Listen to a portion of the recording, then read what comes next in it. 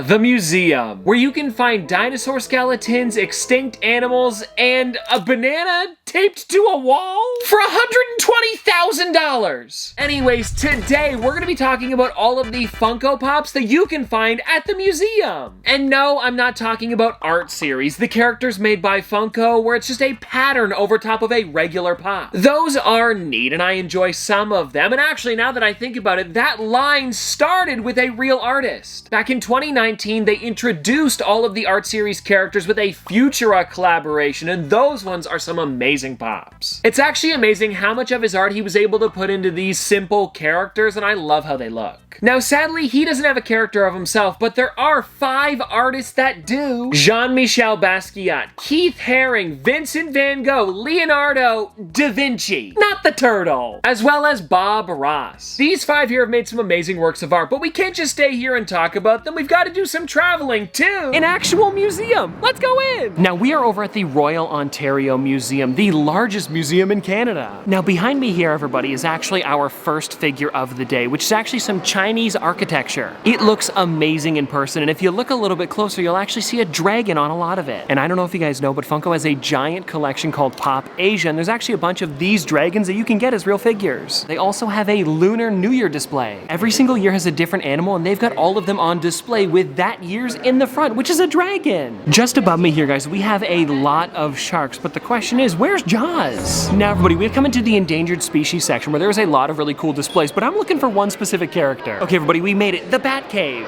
And now I know what you're thinking, isn't it just like a bunch of bats inside? Well, no, you can actually find Batman and Nosferatu. Sorry, I forgot about him earlier. Pretty spooky, but we had to go in because, of course, there are hundreds of different Batman pops. Now we have come into the paleontology section where we're gonna be finding a lot of dinosaur fossils, and this is perfect because, of course, Jurassic Park has a lot of pops. Check out this fossil behind me. His neck just keeps going. And just like his neck, he's got a pretty fitting name. I guess we got here just in time. All right, everybody, I think we're in the right spot.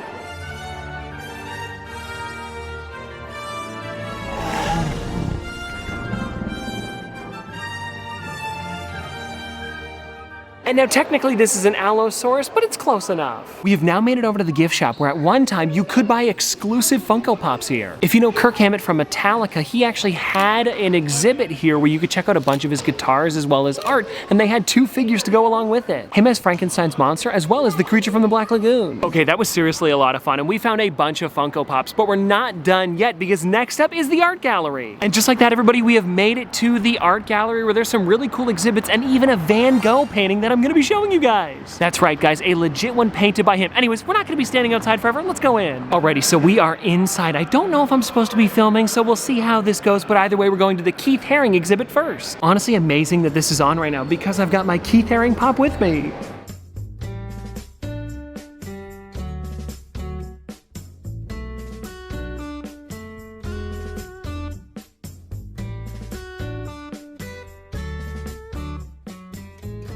Okay, everybody, now we are going over to the Cause exhibit, and I know that he himself does not have a Funko Pop, but a lot of the things that he makes his art of does.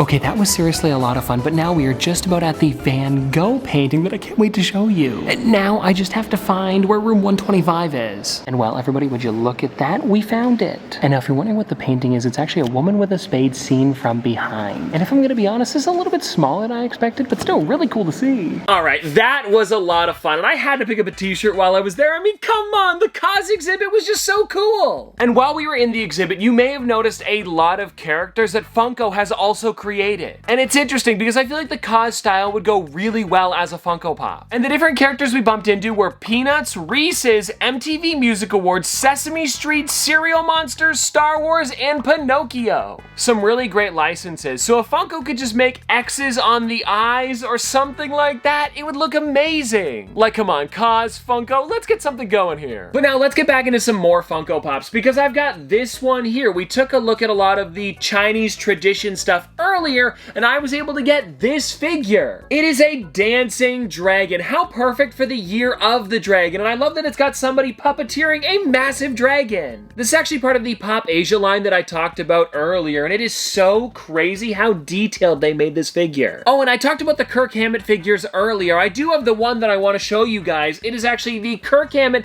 as the creature from the Black Lagoon. I am such a big fan of this one, and still need the Frankenstein's monster one for my collection, but I figured I might as well show one of them off because it's better than having none. Also, if you take a look on the back, it does mention the Kirk Hammett collection, the actual exhibit you could find at the museum. I honestly think this is just such a wacky figure. So cool to have in my collection. And now, of course, I showed you all of the artist Funko Pops, but there was actually somebody else who doesn't really have a face, but does have figures. And I'm talking about Banksy. Right? Well, there's nobody on the screen because we don't know what he looks like, but we do have 2 of his pieces of work as physical figures. The first one here is actually the tagging robot. And what's really neat about them is when you flip it around, you can check out what it actually looked like on the back. I love how this thing looks, especially with the way they popified it. It's just so amazing in general. And then the other one that we have here is the flying balloon girl. And again, very similar. If you flip it around, you can see what the work of art looked like there. This is actually done through a company called Brandalized, who somehow obtains his work, then sells it so that way people like you and me can have them in our collections for like 20 to 30 bucks. Which is really neat, because if you were to ever try to buy a Banksy, I'm sure you would just shred it to bits. Oh, and of course, we talked about the dinosaurs earlier. I found out that they're actually working on the T-Rex exhibit, so that's why we couldn't find one today. And I guess at the very least, we did have the T-Rex Funko Pop, but it would have been neat to see something in person. Also, speaking of dinosaurs, we have this one here, which released for part of the Jurassic Park set,